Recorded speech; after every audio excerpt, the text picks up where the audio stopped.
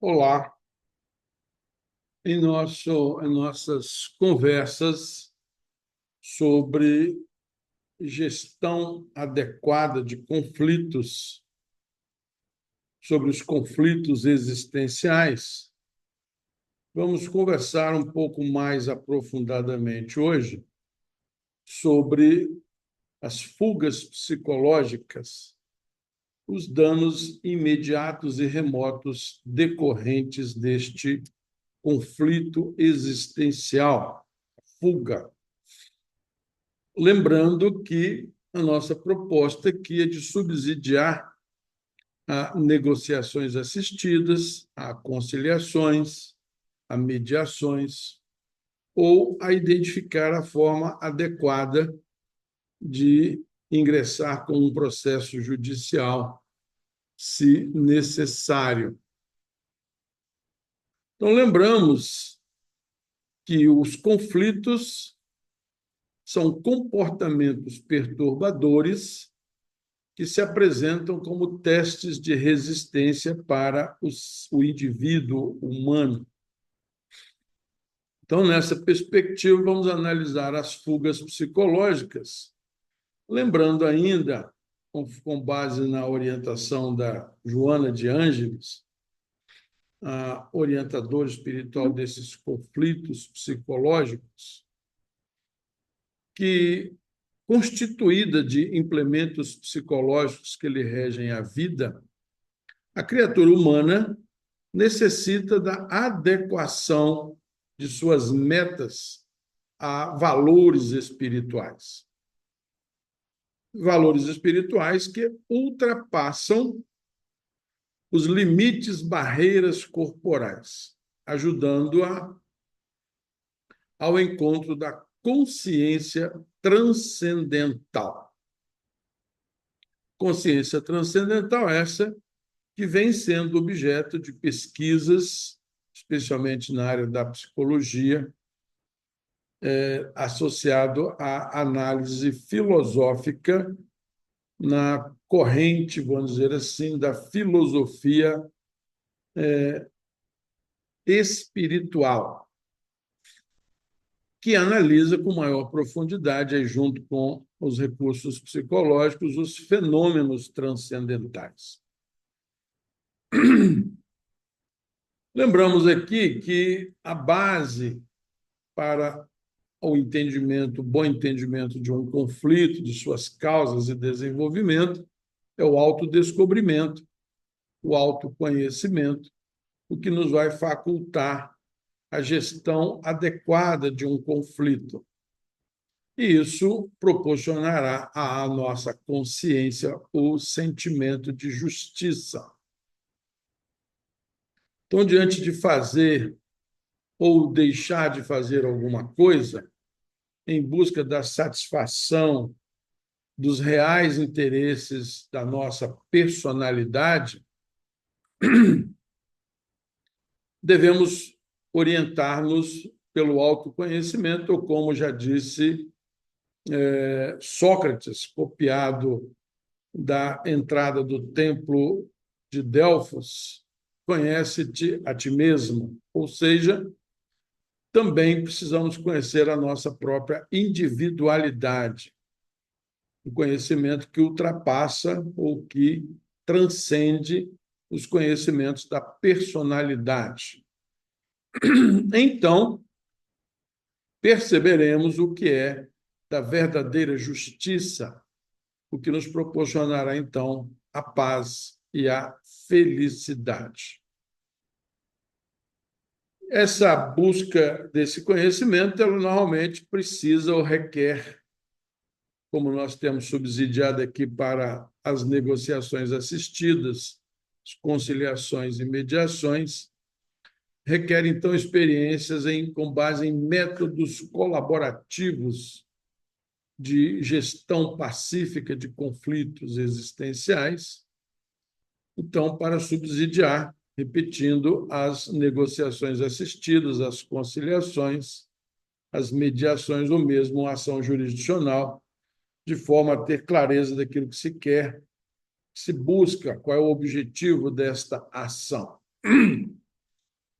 Nessa perspectiva, então, também no próximo dia 9 de novembro, das 8h30 às 18 horas, nós teremos, então, um workshop subsidiando aí essa busca de todas as pessoas que estejam enfrentando algum tipo de conflito pessoal, profissional, de saúde mesmo, conflitos familiares. Então, você pode encontrar nas nossas redes, na base Direito Social Sistêmico, seja no Instagram ou no site, mas também no nosso canal no YouTube, Roberto Ailton Esteves de Oliveira. Você vai encontrar aí a ficha de inscrição para este evento, que é presencial, e a gente trabalha com a perspectiva de até 10 participantes, para que tenhamos a oportunidade de, nas abordagens dinâmicas, a gente ter uma observação mais tecnicamente bem orientada.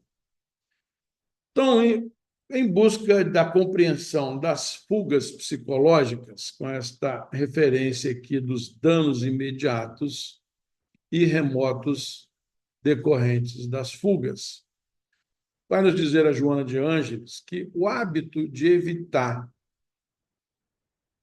responsabilidades e deveres que parecem insuportáveis conduz o indivíduo a uma falsa comodidade, assinalada pela conduta leviana e infantil. Então, fugir, na verdade, é a consequência do medo, medo do desconhecido, como nós já vimos falado, e vamos ver com maior profundidade, então. Então, o indivíduo que foge, às vezes, tem a sensação de que o problema, o conflito ficou resolvido. E quando a gente fala foge aqui, nós estamos falando, por exemplo, em situações que pode ser o divórcio, pode ser o pedido de demissão, pode ser, então, são formas de não enfrentar o conflito. Pode até mesmo ser o suicídio. Então, são formas de fugas extremadas, vamos dizer assim, né, os grandes rompimentos, porque, na verdade, não estamos nos encontrando em condições de enfrentar o conflito. E é isso que se pode pedir para essas situações, que se pode pedir ajuda. Então, todos os seres humanos existem para realizar o crescimento interior, ou seja, a sua individuação, como propõe o Carl Gustavo Jung. Então, o desenvolvimento da individuação ou o autodescobrimento ou o autoconhecimento requer, então, um processo interno onde nós fazemos opções.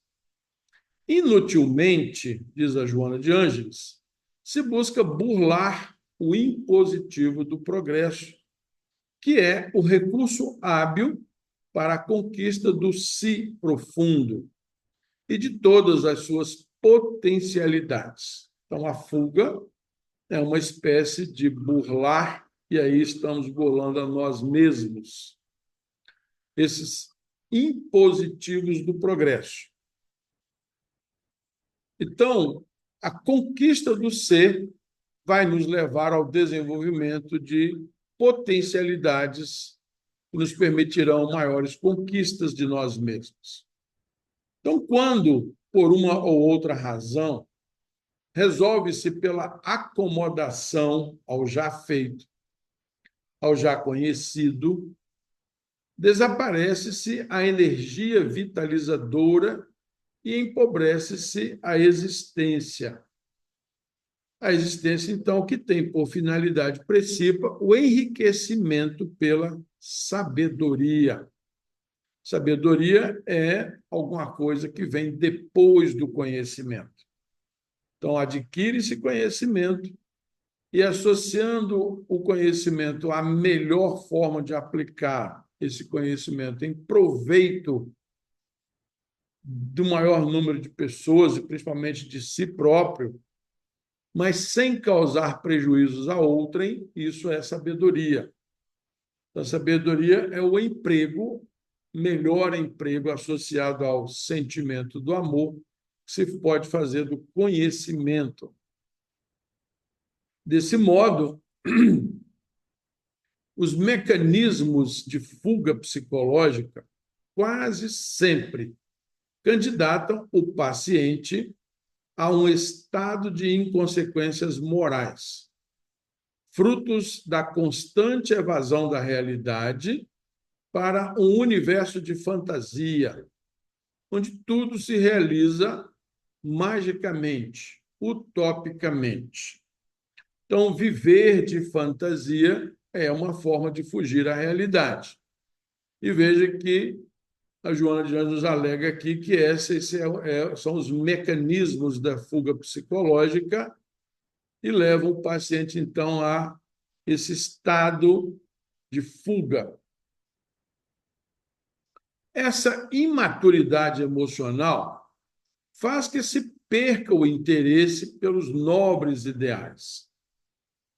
Aqueles que exigem postura adequada e luta contínua, não dando abrigo a comportamentos alienantes ou desculpistas.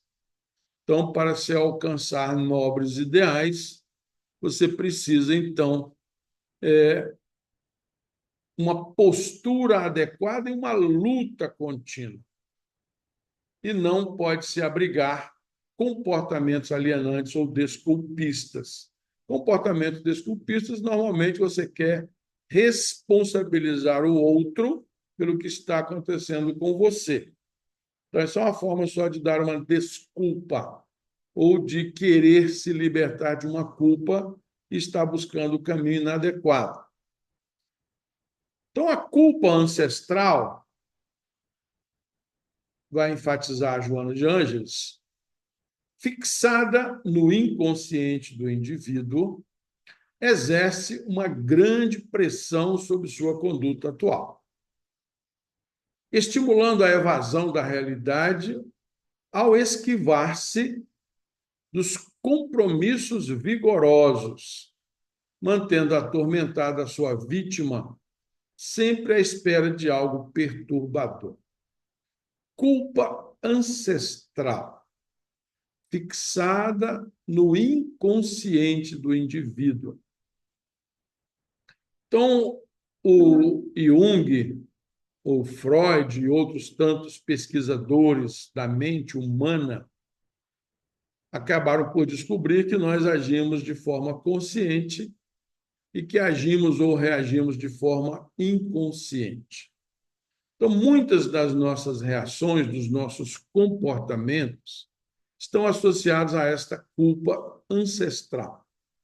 E daí uma forma da gente querer responsabilizar os outros. Mas passamos a existir a uma nova experiência justamente para nos reajustarmos diante desses valores ancestrais, podemos dizer assim. Vamos conversar um pouco mais sobre isso, dar uma aprofundada nessa culpa ancestral. A ideia de que a culpa ancestral ou experiências traumáticas podem ser fixadas no DNA é um conceito que, embora intrigante, não é amplamente aceito na biologia convencional. No entanto, há áreas de estudo que se aproximam dessa ideia, como a epigenética e a psicologia transgeracional e a espiritualidade. Então, quando nós falamos de culpa ancestral, nós estamos falando de valores e princípios que nós nos dispusemos a transformar, a reajustar. A culpa é um mecanismo de dizer que algo precisa ser modificado, ser reajustado. Mas a biologia, alguns pesquisadores da biologia e da psicologia têm descoberto aí, então, esses mecanismos no nosso sistema orgânico. Veja só, não é só no sistema psicológico. Veja aqui, ó.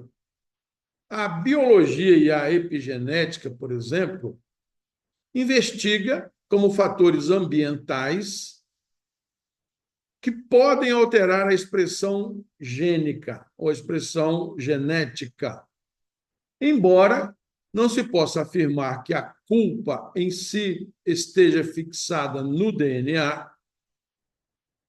Estudos têm mostrado que experiências traumáticas podem modificar a forma como os genes se expressam, o que pode, por sua vez, afetar a saúde mental e comportamental de gerações futuras. Isso sugere que traumas ancestrais, como guerras ou perseguições, podem ter um impacto nos descendentes. De alguma forma, o Jung chamou isso de inconsciente coletivo. Mas nós temos que o Prêmio Nobel de Medicina de 2024 conseguiu ganhar esse prêmio por conseguir fazer a leitura do que ficou denominado pelos microRNAs. E os pesquisadores descobriram que esse microRNA é portador de informações que são, às vezes, modificadas e causando doenças. E a perspectiva que se abre é que o ajuste nessas informações contidas no microRNA pode gerar também o restabelecimento da saúde, até de doenças degenerativas. Mas essa é uma conversa que não é do nosso nível de conhecimento técnico. Mas temos aí a notícia, então pode, quem tiver interesse, aprofundar a pesquisa dos microRNAs e essas possíveis mudanças genéticas que podem ocorrer. Também a psiconeurologia. Esta área estuda a interseção entre a psicologia e a neurologia, explorando como as experiências emocionais e psicológicas podem influenciar o cérebro e o comportamento. Então, influências psicológicas de comportamentos e culpas ancestrais podem influenciar comportamentos, influenciando, inclusive, o sistema neurológico. A teoria dos sistemas familiares e a psicologia transgeracional abordam a ideia de que padrões de comportamentos, incluindo sentimento de culpa, podem ser herdados e manifestados nas gerações seguintes. Esses padrões podem ser influenciados por dinâmicas familiares e experiências coletivas.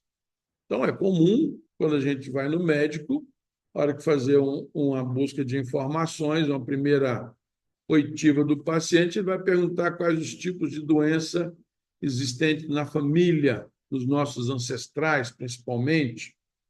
E o médico já sabe que a gente pode herdar, então, também desta forma, o que está começando a ser demonstrado pela experiência clínica, mas agora passamos a ter demonstrações de que herdamos de ancestrais, então, de forma genética, né, alguns comportamentos que podem também se transformar em algumas doenças. Do ponto de vista da espiritualidade, a culpa ancestral, em muitas tradições espirituais e filosóficas, existe a ideia de que as experiências e emoções de nossos antepassados podem impactar nossas vidas. Algumas correntes de pensamento espiritual acreditam que estamos conectados a uma rede de experiências coletivas e que a cura de traumas ancestrais pode ser necessária para o nosso próprio bem-estar. Práticas como constelações familiares buscam abordar esses legados emocionais, trazendo à luz questões não resolvidas que podem afetar a dinâmica familiar. Mas, de alguma forma, no nosso inconsciente, nós temos que isso é representado, por exemplo, pelas prevenções quanto às castas, quanto às raças, quanto aos povos, às nações, que buscam guardar lealdade ao seu próprio sistema. Então, enquanto a biologia e a psiconeurologia oferecem insights sobre como traumas que podem ser transmitidos, a espiritualidade traz a perspectiva mais ampla sobre a conexão entre gerações, a interação entre genética, a ortogênese, e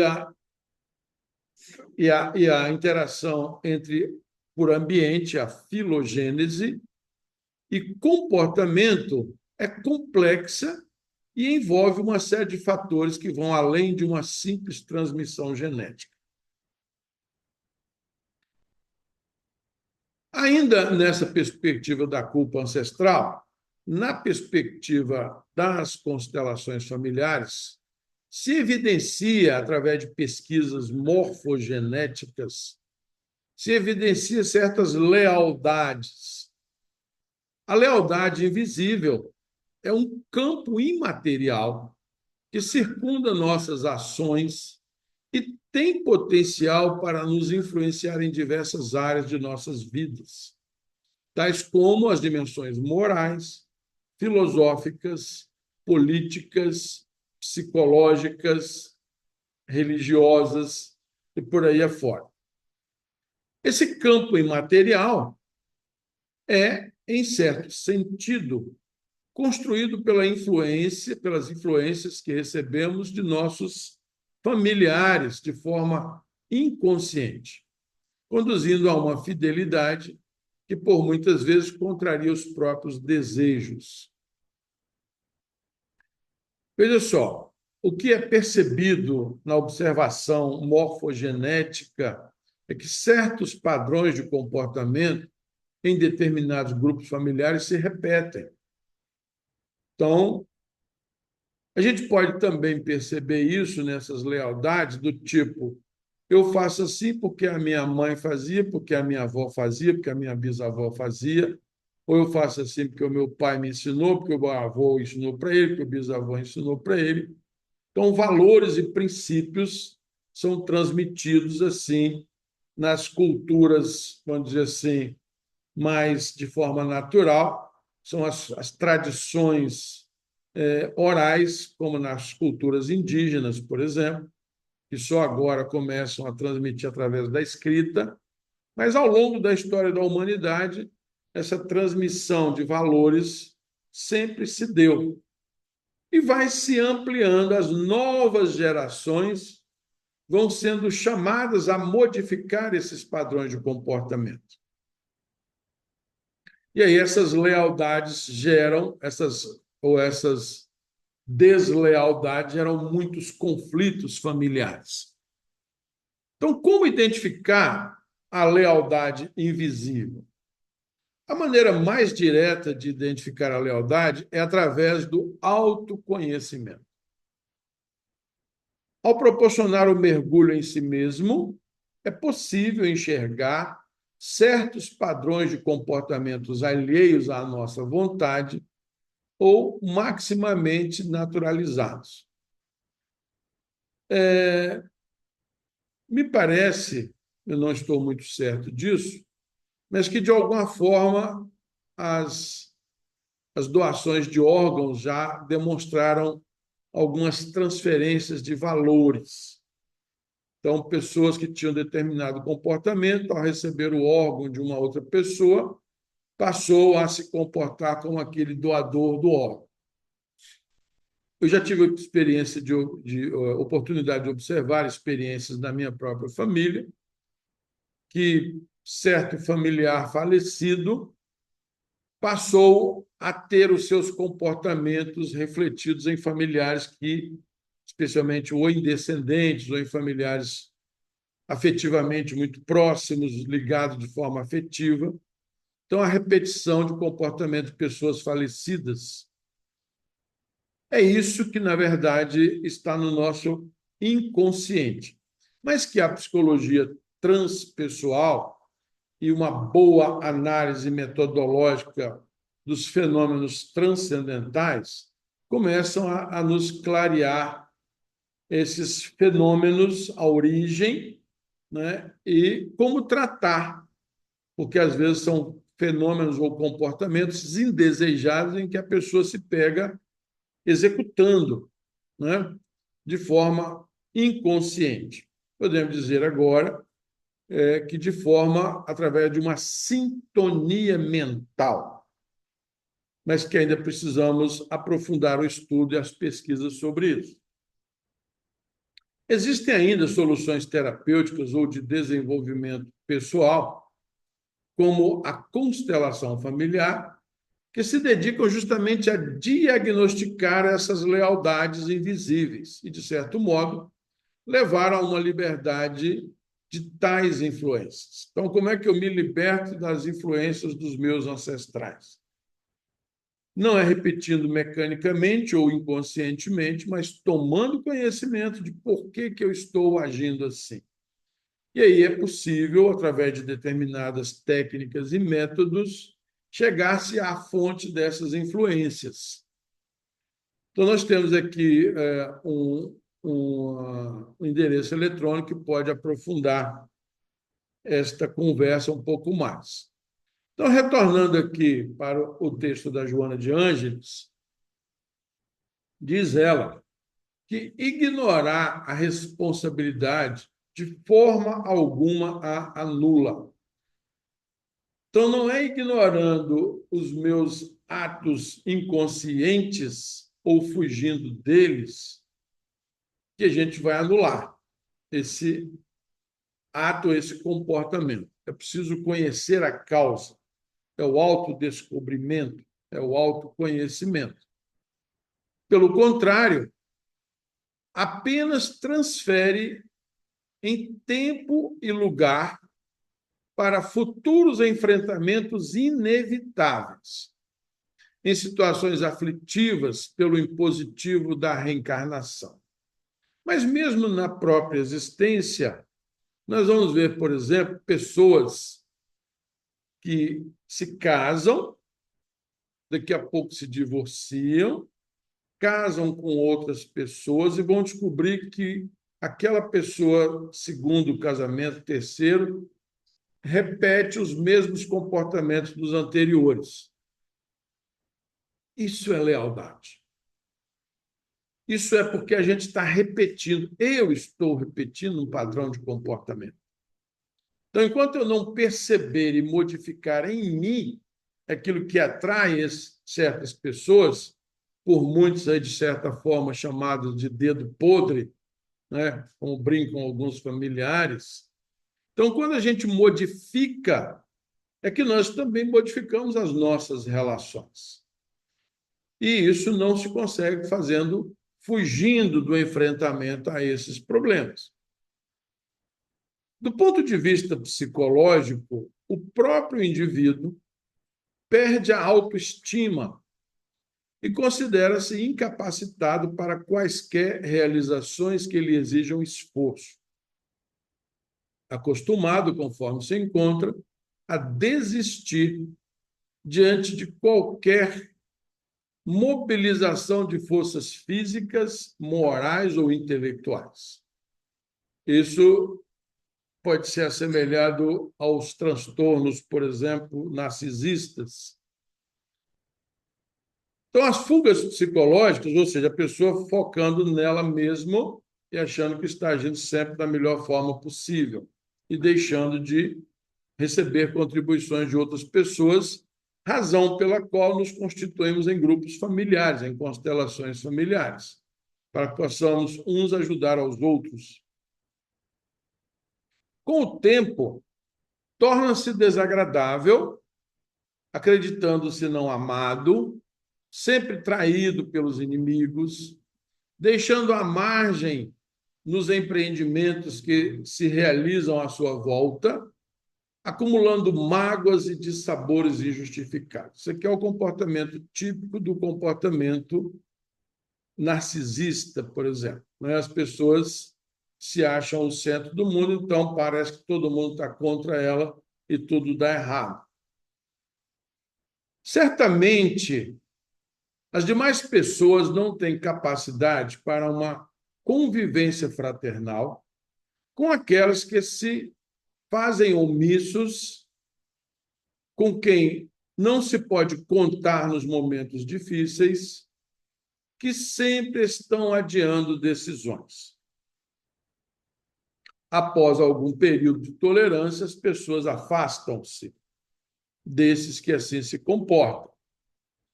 Afastam-se procurando seus pares em espíritos combativos, corajosos e empreendedores, aos quais se afeiçoam. Então, o que nós queremos é conviver com pessoas que nos possam ajudar, não aquelas que vão trazer problemas cada vez maiores para nós. Então, os primeiros são considerados como enfermos, mais necessitados de compaixão do que de amizade. Veja só, eles precisam de compaixão, portanto, da solidariedade, da fraternidade, mas daí a tratá-los como amigos, como pessoas do seu convívio cotidiano, tem uma diferença. Enquanto que os segundos, aqueles corajosos, com quem você pode contar, são tidos como companheiros, porque são participantes de tarefas e de convivências de variado teor. A busca da harmonia é inevitável no ser humano. Lográ-la, no entanto, constitui-lhe uma empresa na qual se deve empenhar com as verdades do sentimento. Então, você precisa ser autêntico com você mesmo. Ter uma postura, se todos nós estamos sujeitos a erros, a comportamentos inadequados, a lealdades, mas precisamos, então, reconhecer que somos assim e que precisamos pedir ajuda. Isso é muito digno. E aí sim as pessoas vão querer ajudar. Mas desculpar os comportamentos inadequados, as pessoas vão, uma vez desculpa, duas, daqui a pouco elas se cansam. Então, sabendo-se que trata de um logro de largo porte, o empenho de forças e de emoções constitui, sem dúvida, um fenômeno natural, que não pode ser considerado como sacrifício. Então, olha só, não é sacrifício você querer se tornar uma pessoa melhor, você querer buscar o seu equilíbrio. Isso deve ser um empreendimento natural, uma busca cotidiana, uma busca que nos conforta. Todo herói, mesmo quando tomba no campo de batalha, em realidade não deve ser categorizado como vitimado pelo sacrifício. O seu gosto de doar a existência é-lhe motivo de alegria, de confirmação da nobreza, do ideal que vibra no seu mundo íntimo. Vamos acompanhar uma história. Conta-se que Solon, o maior sábio da Grécia no seu tempo, em um banquete que lhe foi oferecido pelo rei Creso, em Sardes, capital da Lídia, teria sido interrogado pelo monarca, tido como o homem mais rico do mundo naquela ocasião, para que informasse quem, na sua opinião, de viajante ilustre, seria a pessoa mais feliz da Terra. Sem perturbar-se, o pensador, após ter estado na sala dos tesouros reais, referiu-se que houvera conhecido em Atenas um jovem de nome Telos, que, após cuidar da genitora enferma, acompanhando-a até a morte, entregou o restante da existência à defesa de sua cidade. Algo frustrado, o rei vaidoso retornou à carga indagando-lhe, então, quem seria a segunda pessoa mais feliz do planeta. Recebendo outra resposta desanimadora, quando foi afirmado por Solon que ele houvera conhecido dois jovens em Atenas, cuja existência fora notabilizada pela elevação moral e pela grandeza de sentimentos que se imolaram para defender a cidade.